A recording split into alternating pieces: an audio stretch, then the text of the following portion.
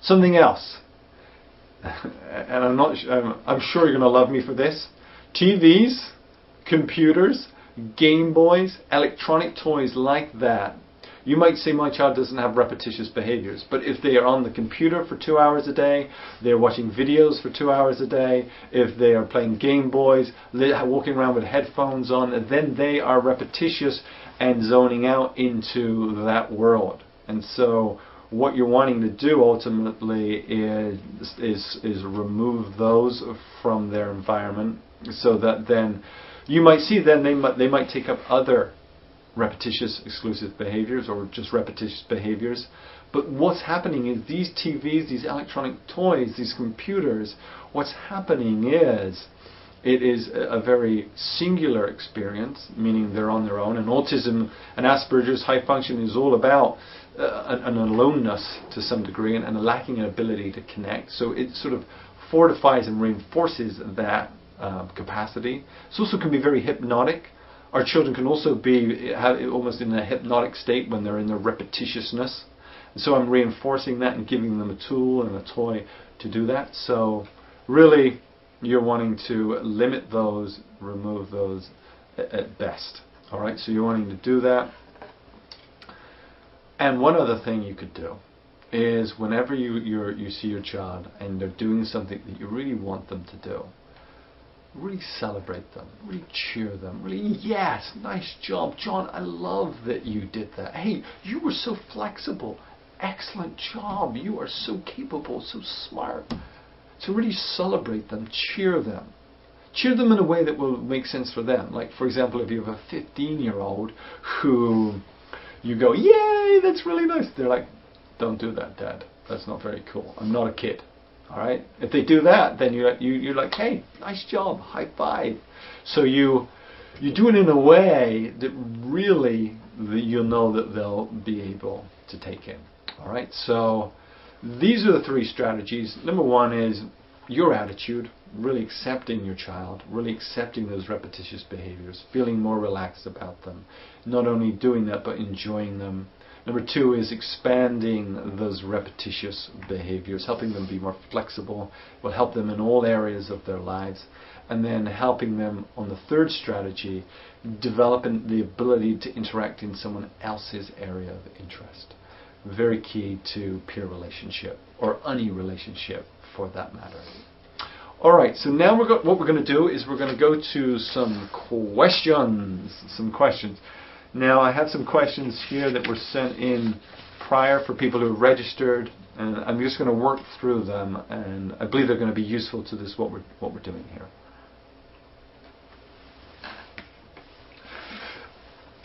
Okay, here's the first question. Here's a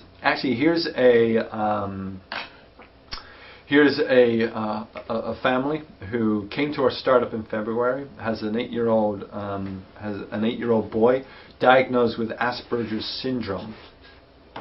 And this is what they write. After a lot of initial resistance, he is now enjoying his playroom, and we are bonding well there with several of his activities, such as drawing Pokemon cards and intricate mazes. I already see a significant improvement in our relationship, as he has sought more physical contact with me and increases the range of activities. Excellent, good for you. The biggest challenge right now for us is his obsessive compulsive behaviors outside of the room, which are stretching our family's tolerance to the extreme. How should we respond when he wants to lock the garden door behind us each time we go out? Or when he wants a family member to move so that he can pass around us in a particular direction? Or when he refuses to do basic hygiene to take care of his body? These are situations that we can't practice in the playroom. Well, you can, and I'm going to come to that. At present, I am tackling one behavior at a time. Fabulous, fabulous, good for you. And this is from Sally. Sally, great job. Take one at a time. Telling him calmly and firmly that the garden door will stay unlocked while we are going in and out of the garden. That there's no need for him to feel anxious. And that I feel fine about it. And accept his need to go and lock himself in the bathroom while the door is unlocked. So it sounds like The door to the garden from the house, he wants that locked all the time. When it's unlocked, he gets nervous or anxious, and he goes and locks himself in the bathroom until that is locked. His older brother has daily invited him to play football with him until he accepted the offer and allowed himself to go into the back garden, which we both celebrated. Sally, that's fabulous. I'm so excited for you. Okay, look, challenges will come up with your higher functioning Asperger's children around the house, around the home, or when you go out like this. So the first thing, it can be practiced in the playroom. It can be talked about. For example, I remember working with one particular child. Every time he went to the playground, every time he went, he would sit on the bus stop, he would get into a fight. And because he would get bullied, and then he would retaliate, and that was the situation that occurred. Now in the playroom, in the focus room, we would work with him and we would role play what to do in those types of situations, how to see it, how to view it. And we'd come in and we'd talk about it and talk about what he was thinking, what was going on, what was happening for him. And he really did, as we role played it, I would come in, I would pretend to be the bully, and then initially he would start to get into a little fight, try to get into a little fight, and I'd say, stop, let's talk about it, what we're thinking about. Then what happened is, we went on, and as we talked about it and taught him what to do and how to deal with it, he was able to handle the situation more effectively. Now, so if your son is there and every time the door opens to the back garden, he feels maybe anxious, well, we don't know how he's feeling, but he feels some sort of sensation that he has to go, lock himself in, have a door locked, so he locks the bathroom door. Okay? Now, in the playroom, what you can do is you can talk about it and say, oh, let's talk about and play. Look, get some blocks. Here's the blocks. Here's a door. We have a little door here. Now outside is the garden. All right. Now let's pretend to keep the door closed, and we're going to put a lock on it. Great. Okay. Now let's leave it open. All right. Let's leave it open. Let's just open the door and poke our heads out and look around. Wow! Look how fun it is. Isn't that amazing? So you can actually role play with him and play out these examples in the playroom. So when it comes to the real life situation, then he's maybe more ready for it, has a greater understanding. You give him an explanation. You can say, maybe the garden has a fence around it, and you say, look, there's a gate there. That is locked. All right? So nobody can come in, and we can't go out. Isn't that amazing? And so you could talk to him about that. You could talk to him about, look at your brother out there. You could even say, okay, well, let's look out the window and say, we'll keep the door locked. His brother's out there, and we're all out there waving, hey, this is fun out here, hi. You could even have, instead of the door, you could open the window so that then he looks out. You just poke your head out through the window. So he's getting used to it gradually. Ultimately, if he does run off and lock himself in the bathroom, you say, you want to be accepting of that. See, that's okay. And just know that in some way he's taking care of himself. But what will really make the difference is what I've just talked about, but running a sunrise program with him. You continue, Sally, to do what you're doing, and what you'll see is that he'll become more capable of handling going out into the garden, more handling these greater extremes of environment. By helping him learn to socialize more clearly and more deeply with you on a one-on-one in this environment, in your focus room, in your playroom, will help him because he's going to deepen his social understanding and his understanding of the world, and then he will be able to go into these environments more easily. So keep doing what you're doing, and then you can do, well, it sounds like you're doing fabulous anyway, but you can add in some of the stuff I've talked about too. Alright, another question. My son has done well. He is for sure high functioning. He does not repeat a lot, at least in the area of conversation like Asperger's, but I do have concerns regarding his social abilities. He's a loner. He does not seek out people to play with except for his brother at home. He only answers questions asked of him and rarely, if ever, gives extra information spontaneously. Some days are good and he's chatty, but these days are rare. He still tends to talk a lot to himself, usually repeating scripts from shows on TV or books or computers.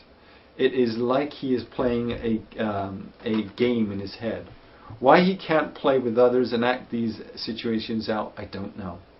When I try to join and ask him what he is talking about, he just says nothing and stops the talking. Almost like he is embarrassed to be questioned about it. I try to question him in a non-judgmental way, but he still stops and won't share with me. My question is, how can I encourage him to develop social relationships with others?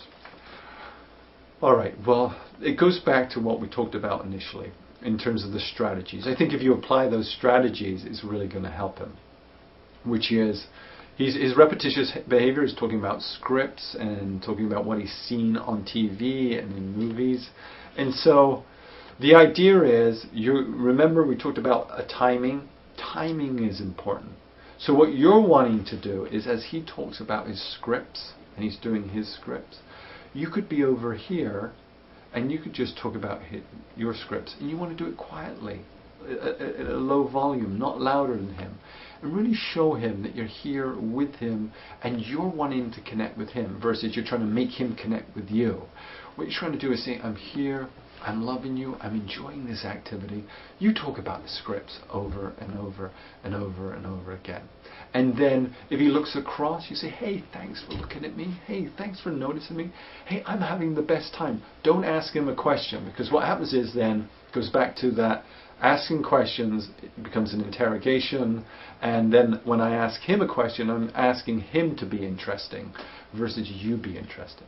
So if he looks across and he's talking to you about the scripts, he's talking about scripts, you expand on the scripts. You talk about and say, hey, yeah, I love this character. This character is so good. I love Harry Potter. Gosh, he's so cool. I love when he gets on his broomstick and he flies around. You actually start to come to life. You be Harry Potter, so that then he'll want to interact because you are on the same topic of him. Help him to interact in his arena first. Not by asking questions, but by really showing him you're accepting, you're interested, you're excited, and you have something to offer. A question isn't offering him anything. A question is offering him to do something different. So when you have the timing, you do something. You do something again and again. All right? So that would be the way. That's what I would do there with that Wendy. And again, doing 30 minutes a day if you're not already doing it. Setting aside that time just to be with him. Joining him. Joining him is not asking questions of him. Joining him is just doing what he's doing and delighting in it and waiting for him then to give you a look or give you the space where you could say, hey, I'm Harry Potter, I'm Hermione, or whatever the script is that he's talking about. Alright, so hope that's helpful for you. Alright, another question here. How did you suggest we handle discipline at home when we're not in the playroom, so that it is not confusing for our son with Asperger's, and just as important, not confusing for his two younger sisters who idolize him and have been using him as their main role model for their whole lives? Okay, well, clearly it's also understanding that there's going to be two modes of interacting with your children. There's going to be with your special child, and then there's going to be with your other children. You really want to set it up with your other children and say, you know, you just did X, so I want you to go to your room and think about it. Now you might not do that with your high-functioning Asperger's child, because you're wanting and you're really helping them to be more social, more related, more connected. By sending them to the room is saying, hey, go be more autistic. And so we want to help them overcome the autism first before we come in with that type of discipline. So part of it is really explaining to your daughters and saying, look, things are different. When it comes to your brother, he has challenges. These are his challenges. He doesn't always understand. He needs things to be the same, and he might do things over and over and over and over again. Sometimes when his way of dealing with things might be screaming, shouting, and crying. Now, so as a way to help him, we're dealing with him in a particular way.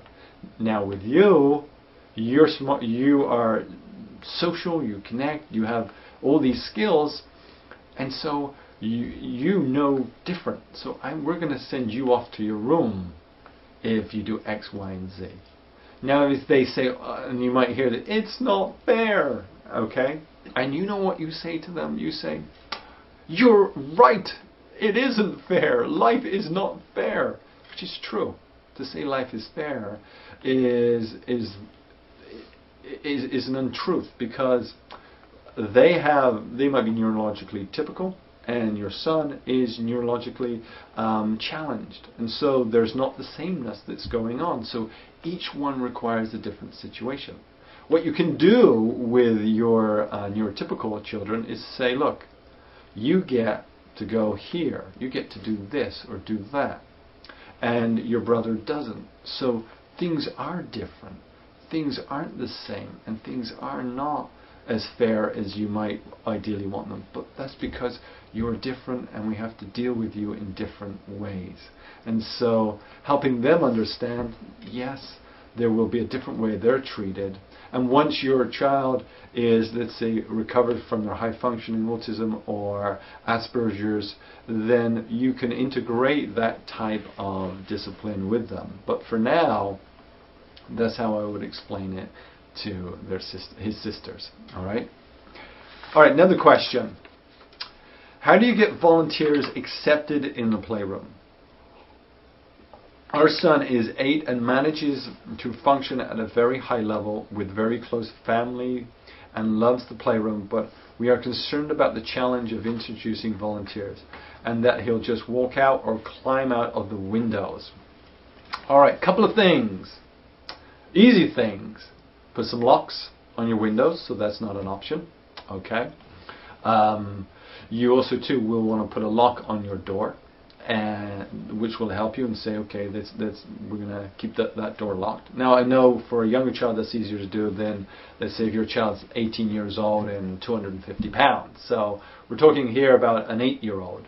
Now in this situation, what you're going to do is, you're in the room, you're playing, you're going to let your son know someone new is going to come and play with him. This person's excited.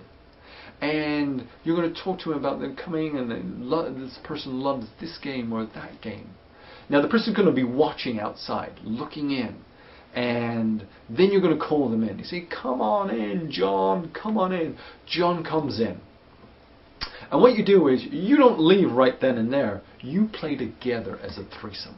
Alright? And now you've let your child know ahead of time that you're going to be leaving in about 5 minutes. So you're going to play a game, you're going to get a 3-way game going, you're going to actually maybe start to reduce your presence, maybe reduce your 3 E's, letting John take over and really connect with your son. And then what you do is you should quietly and gently step out of the room and say, hey, I'll be back later. Now, you might say, well, hey, in an ideal world, that might be the thing that happens. You might say, well, my child comes and clings on my leg. Well, what you do there is, and we do it here in our intensive programs, and other families have done it too, is you then play what we call dead. You actually then say, okay, well, you know what? I am going to leave in a minute, and John's going to be here playing, and I'm not going to play with you. I'm actually going to stop talking to you right now, and any questions you want answered, John can answer them for you, alright? Because you are so strong and so capable, and you could handle this new person. And then you just go, and then you don't look, and then you look off, and you just keep looking at John. And then any question that's answered, John can answer. And John can make a fun game. Get involved in the game that you were just doing, or do something that your child would like to do. Alright? Slowly but surely, as we've seen this applied, the child lets go, gets into interactions with the other person, and then you don't need to say, if your child's in an interaction, hey, I'm going now, you've already told them. You don't want to remind them that you're going, because they've already been told. So then you disappear, and if they turn around and you're gone, well, they knew that was going to happen. And then John stays in there, and you tell John ahead of time it's okay if he cries a little bit when you leave. It's a vital, important transition. Crying might be involved, tantruming might be involved. Not all the time, but it might be, and that is something that you just have to work through, versus you come back in if they're crying and tantruming. Alright, so that's how I would treat the volunteer situation.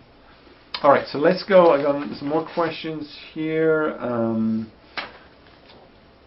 Alright, let's do this one. I would like to know how to handle my son, who always just yells for no reason at all. At school, home, wherever he may be, because it says it makes him feel good. It's a loud screeching noise that disrupts anyone around him. It gets him into much trouble at school. He's diagnosed with severe Asperger's and has a very high IQ, which I find frustrating in the sense that if one is smart, they get no empathy from others. And that goes to what I talked about earlier on, which is the Asperger's, high functioning, it falls through the cracks, and people do say, well, you are so capable, and they expect so much, and they really don't see the impact of Asperger's and or high functioning diagnosis, and then there is something neurologically different. Just like a man with a broken leg who walks with a crutch, an Asperger's child has something going on which is a neurological difference to maybe their neurotypical peers. So there is something going on which isn't seeable by the eye. People believe that they understand what they are doing, but in fact they may or may not understand, but they just can't help themselves in doing the negative behavior. My son is always negative, which puts a toll on everyone in the house and at school. I know you may say be positive. You know as well. Okay. But how could one be positive around someone so negative? It also feels with my situation that after he overcomes one thing, another worse thing occurs. Well, let's just talk about the screeching behavior. So the child has Asperger's. He needs something that's predictable, that's easy, and he's taken up screeching. He needs a centered environment. If he screeches, it's maybe a way that he can get out of certain situations too. And so he's learning as a way that when I screech, people get out of my face, people move away, they leave me alone, and it's a very useful behavior for him to have. You still do want to be as accepting as you can. Remember, as I say, what's going to help him is running some sort of intervention, some sort of program with him. Having him around the house and or having him at school really isn't going to help him make the changes that he needs.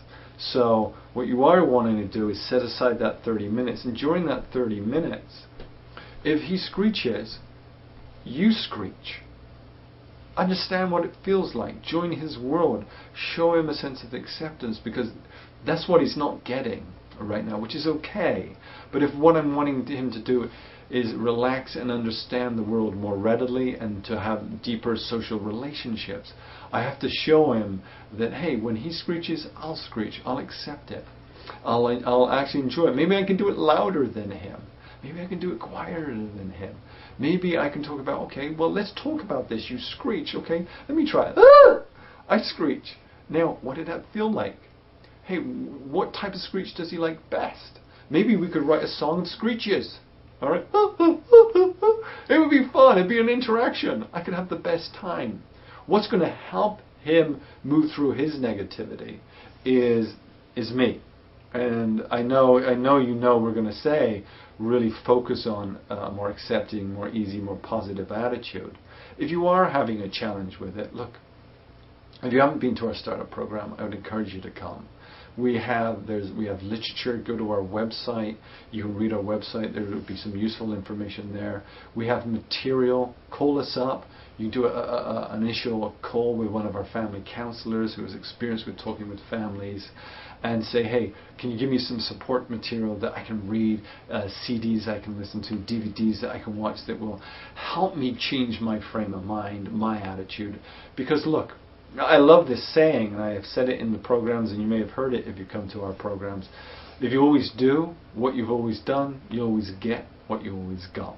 So if you want a different outcome, something has to change. Change isn't going to come from your Asperger's child. The change will come from you first.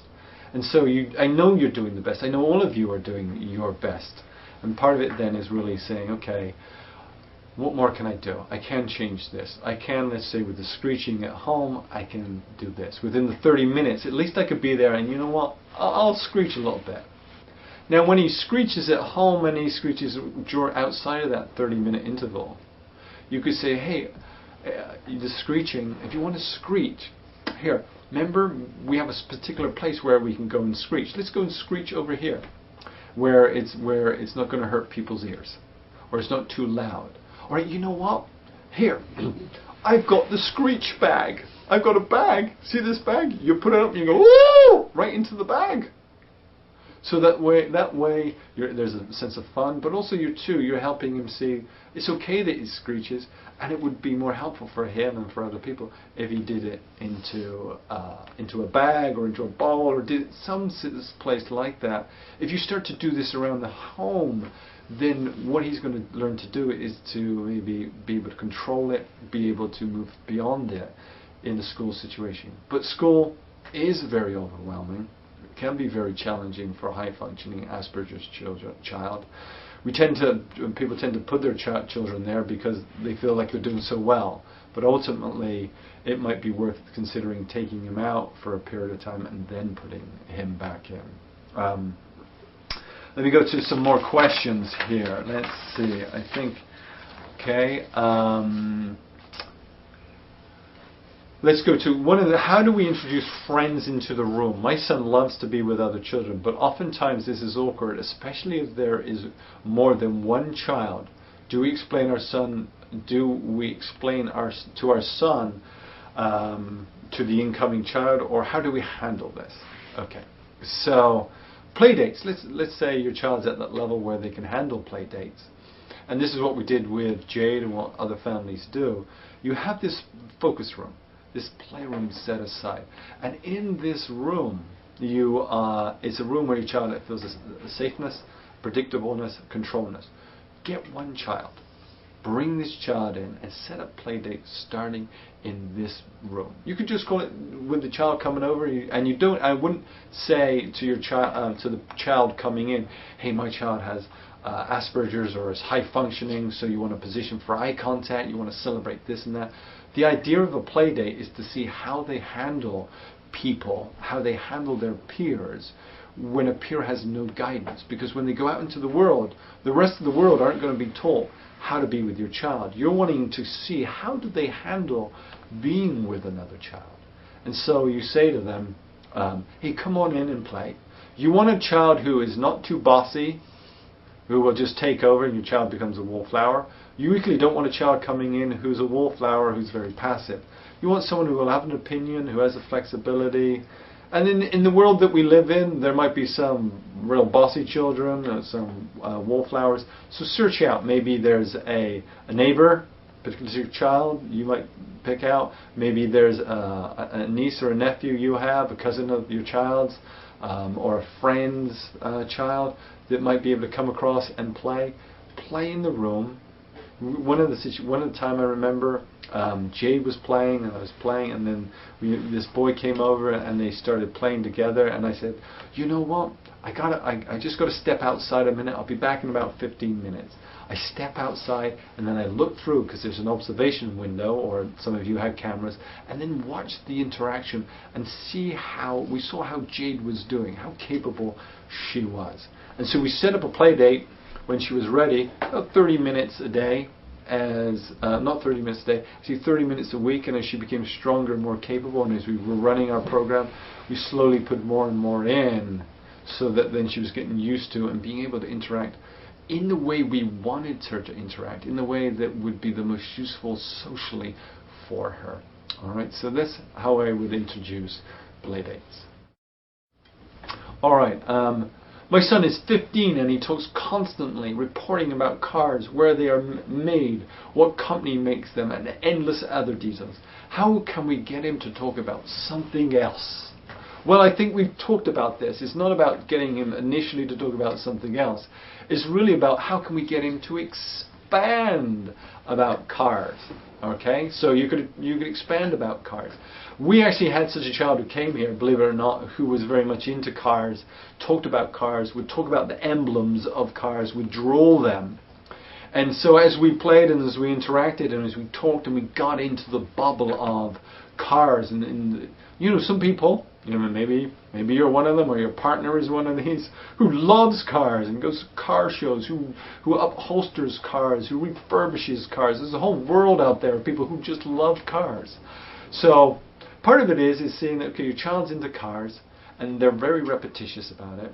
I want to help them expand that topic of conversation. So when you're in your room with them or in that quiet focused space and you're talking about cars, think of different ways that you can expand it. And what we did with one particular child is we got a bunch of pictures of different cars, and he would say, "Oh, I love these types of cars. Oh, we have this car and this car and this car." And we presented the different cars to him that we've kind of cut out. Then what we did is said, "Okay, now we're going to make a supercar. And we're going to cut a bit off this car, a bit off this one, and we're going to put it together and make the most perfect car in the world that would just have the best wheels, the best steering wheel, the best color." And so we designed a car. It's just one idea of expanding. And this child went along with it, was very excited about it, had never done something like that before. So they allowed variation into it. We talked about why we like certain cars. So we started to talk about something personal, things that we like and what we dislike. And if we would go in a car, we would like to go fast or slow. And we talked about this, and we interacted, and we described what we liked and what we didn't like. And so there was a huge interaction. So you're not looking to say, "Stop it!" The repetitious behavior is not the enemy. All right? It's not the enemy. It's the doorway. Go into it, enjoy it, and expand from within. All right? Next question. What if you try to join, in our case, our son's self-talk, and he says stop and won't let you? How do I be in the bubble if he walks away when he is being exclusive with the self-talk and won't let me in? Okay. Here's the thing. When your child's talking, a couple of things to check on. If they're doing their self-talk over and over and over and over again, maybe they're talking about, let's see, paper cups. I like paper cups, and when I stack paper cups, they get higher. I can drink from paper cups. You know, I can clap paper cups together. Let's say they're talking about paper cups. Then, if you're talking about paper cups like this, "I like paper cups, they're good too, and I can stack mine. Look how tall I'm doing mine." You're not really joining. What's happening is you're actually trying to interfere and get your child to pay attention to you, which is different than joining.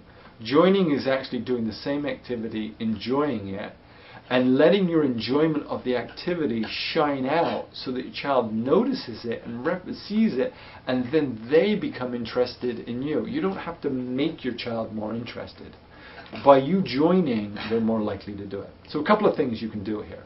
So be aware of your attitude. How are you feeling? Are you trying to get in on their talking? Are you standing too close? Maybe you're just a bit too loud because you're too close. They're trying to hear themselves talk, and then you're talking louder than them and really close to them and in their face.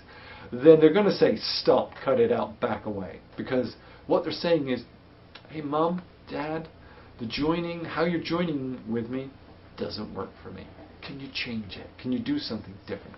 So what you want to do is try joining really quietly. Say, "Okay, my cups, my bag cups, I stack them. Okay, I put them on. When I clap them, they go together. I talk really quietly. I'm over the other side of the room, okay, as I do this. Maybe I'm not looking at them directly. Maybe I'm off to the side doing this, so I'm not focused right on them. So I'm showing them I'm here. I'm not trying to get you to stop. I'm not trying to get you or make you or that you have to look at me. I'm just trying to show you I'm here. I'm loving your world. And when you're ready, just pay attention to me. Just see me. I love you." And so that's what you're trying to do as you join. Now, if your child says, "Stop, cut it out," takes your cups away, you say, "Absolutely, thank you for telling me. I won't do that."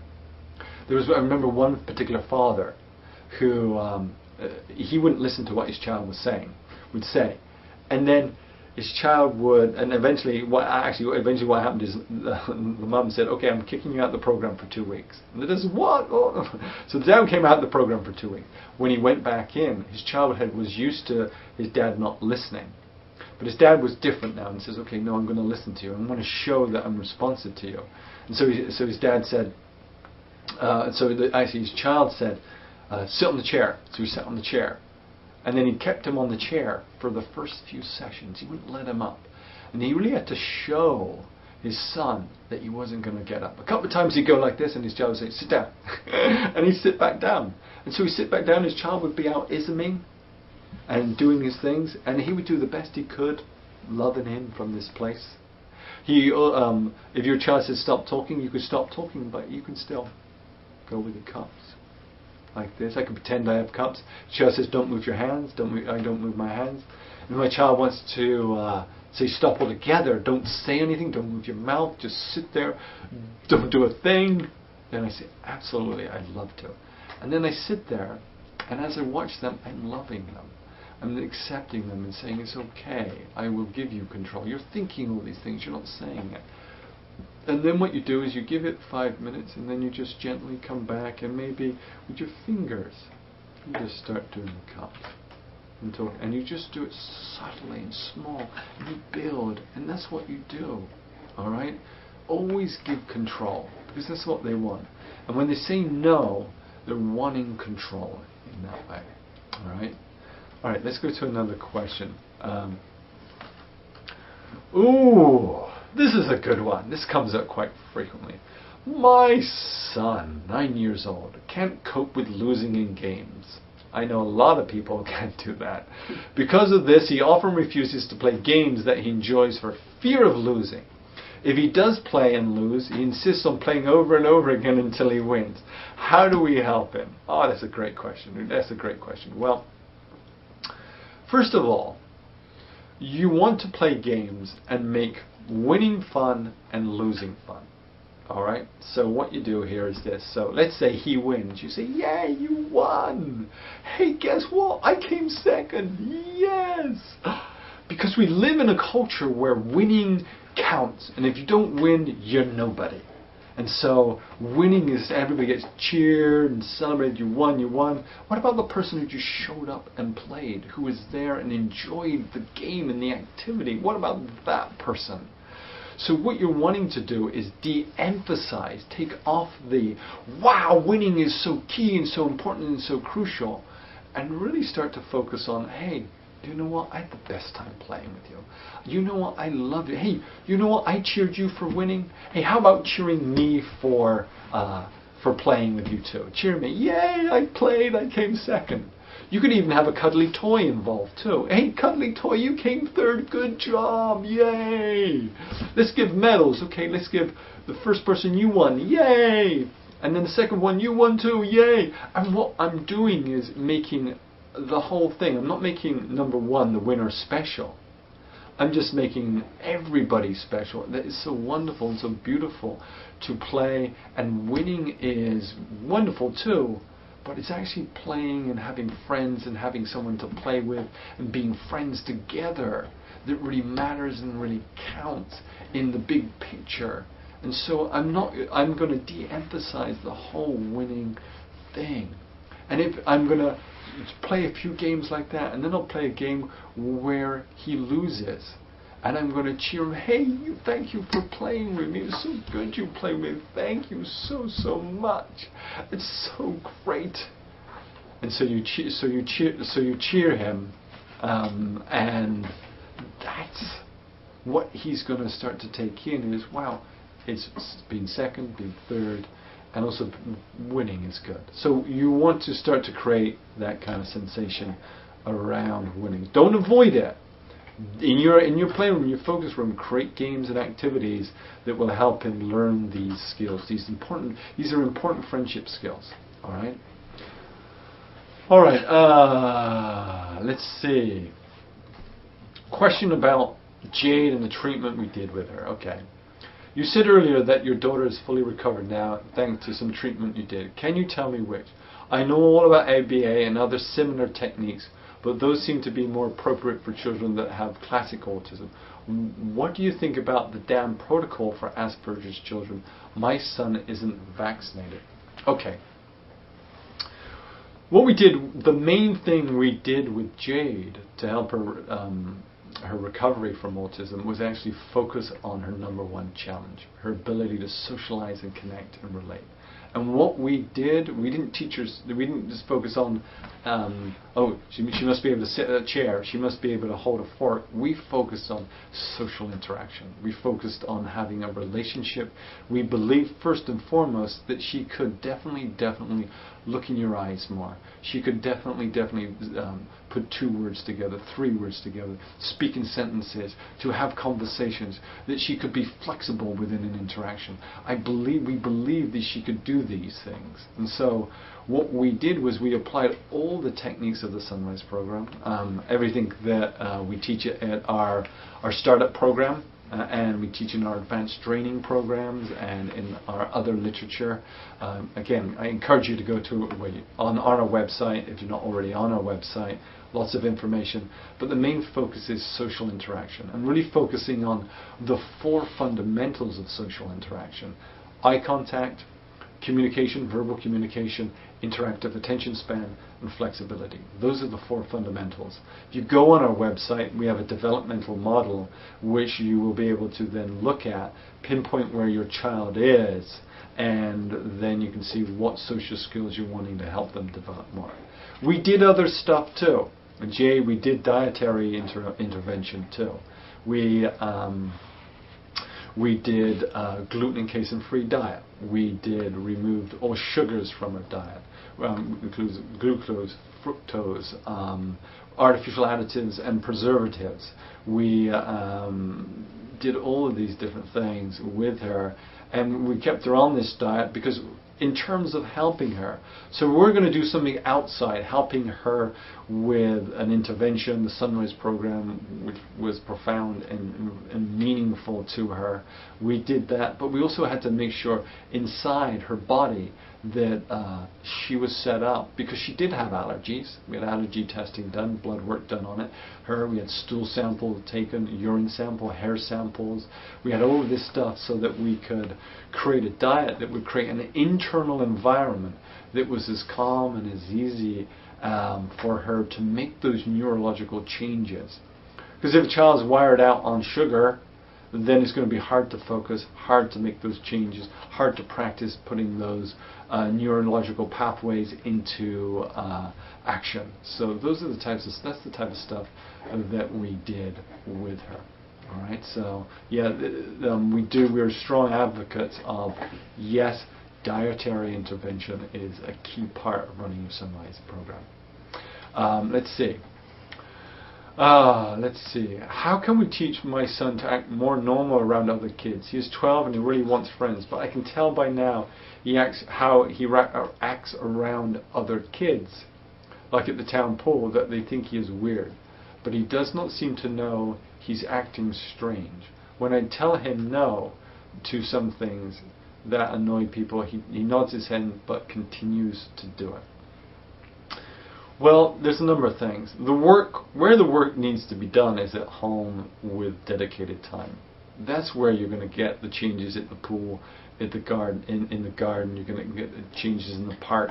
You're going to see changes in school. Is by doing an intervention at home. By doing this intervention, by doing, if you haven't already started your program, doing 30 minutes a day, joining in those repetitious behaviors. What's happening is he's not taking in what you're saying. At the pool, for example, he could be so overwhelmed by it all already that it's a lot of stimulation. He's doing his best to get by, and then you say, hey, don't do this, and he's like, okay, and it's just too much for him. Versus help him at home. Do the work at home. Do the practice at home. Practice it again and again and again, so that when you come to the pool, he more knows what to do. He feels more seated and more settled and more centered in the social interaction, so that he can handle those situations. Doing it in place, yes, you can guide him, but ultimately, if you're really wanting him to make the deep changes you want him to do, run your program at home. Do a program. Again, start with 30 minutes to start with. All right? All right. Okay, let's go to... whenever we try to ask my daughter a question, how was your day, or what were you doing in your room, she answered with preset paragraphs from movies she has watched or shows she has seen. It's like no matter what we ask, she only answers in script. What can we do? Well, the first thing you do is you say, I'm getting an answer. This is fabulous. At least I'm getting an answer. Because I can tell you, there are children you can ask that question of, and they won't give you an answer. They won't try and put together a way to answer you and give you some sort of response. They won't say anything. So the first thing to do is to say, at least she's answering me. At least she's being social. At least, okay, she's doing a script from a movie that she's watched, from a Disney movie. Who knows? Saving Nemo. She could be doing a script from there where she knows that's the reply you put in. Because what she's doing is interacting. She is interacting, but there's a superficialness where she's putting in what the certain scripts that she's learned. What you're wanting to do, and what will help her make it more interactive, is by you cheering and celebrating the fact that she did answer. Thank you for answering me. You know, and that sounds like it was from Nemo. I'm sure Nemo had a good time too. Thank you so much. And so I cheer it, I celebrate it, I have fun with it. And then what I might want to do then is I could ask her, okay, if I said, what did you do in the room today? And she said, we went swimming around the pool. And maybe she says that. And you said, oh my God, that's so fun. You went swimming around the pool. Oh my God, like this, swimming around the pool. Maybe what you do is then you come in and you ask a more specific question. Now I know you were in there with Betty and you were playing with the balls. What were you doing with the balls? Maybe nailing it down into a more specific, more narrower question to begin with versus, hey, what did you do in the room? Well, she might be thinking, well, there's I was in there for a whole hour. That's 60 minutes. That's so many thousands of seconds. God, which second do you want? You know, so really helping your child nail it down and asking within a more confined question will be more useful and more helpful. All right, so look, if I said to you, how was your day? You say, oh, it's good. Hey, but if I say to you, how was your day when you picked up your children from school? I remember this lady was there and she was looking at you in a particular way when your son came over. Then you might be able to answer it a bit more specifically versus, oh, overall it was a good day. So it's the same with your children. You're going to help them narrow down and help them be able to answer a question by being more specific. First, celebrate it, enjoy it, know you're getting an answer, have fun with what you might do, and then what you do is you maybe ask more specific questions. You may also too want to ask your question when your child is really interested in answering the question. If they're already off scripting or isming and you ask them a question, they might just throw you a bone and they're not really that interested in answering the question. You want to wait till you have a connection and you have an interaction. Alright, so let's see, we have a few more moments left. Let's see if I can get another question in. Let's see. How do I stop my Asperger's son tapping his bottom or pulling down his shorts in the pool of someone else's? He finds this amusing. He is 7 years old. Oh, I'm sure he does find it amusing, because I'm sure what happens is everybody up around him lights up like a Christmas tree.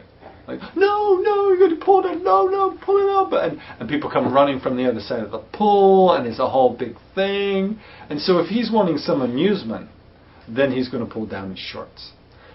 So number one is, again, I can't underline this more, work with him at home.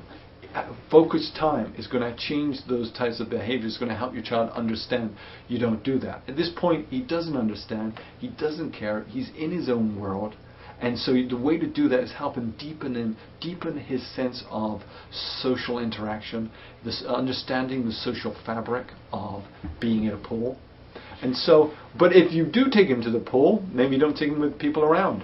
Maybe what you do is then, when he does this, you don't make a big deal of it. You walk over without saying, no, don't do that. Say to the friend, because a lot of times parents can feel embarrassed in front of the friend and feel like they must show their friends that they're good parents, and they're going to scold their child and they're going to tell their child off, and the child doesn't understand it. You know, they think they're just having fun because everybody comes over running.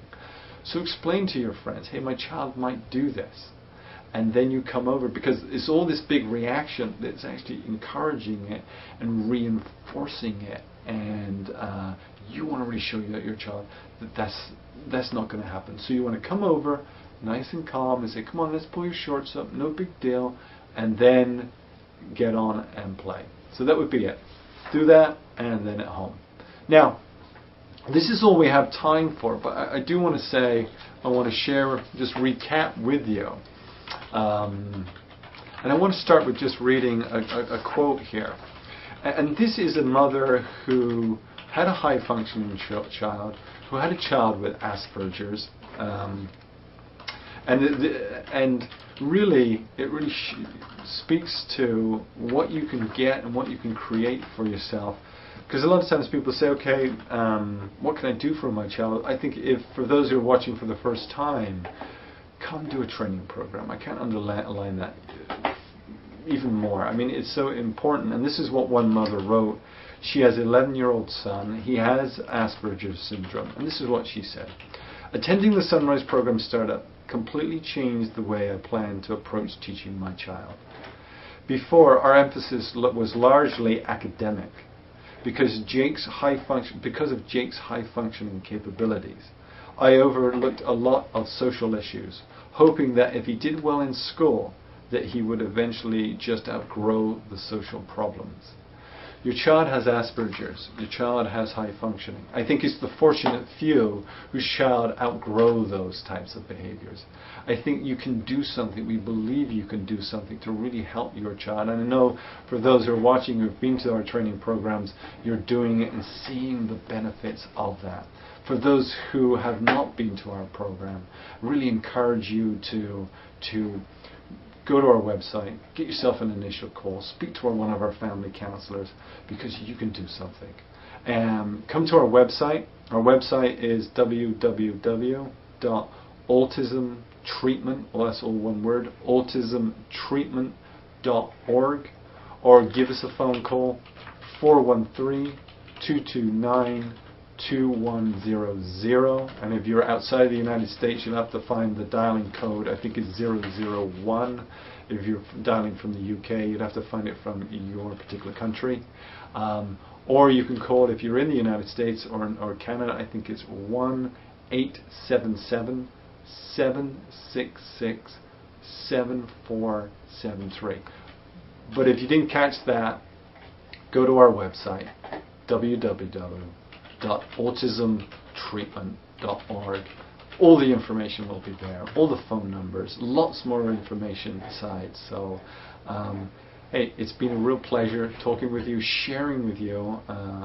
We from everybody here, we believe you can do an amazing thing with your child. Just applying just these three simple strategies, we believe will make a difference. So, thank you, and have a great rest of the day with your child. Thank you.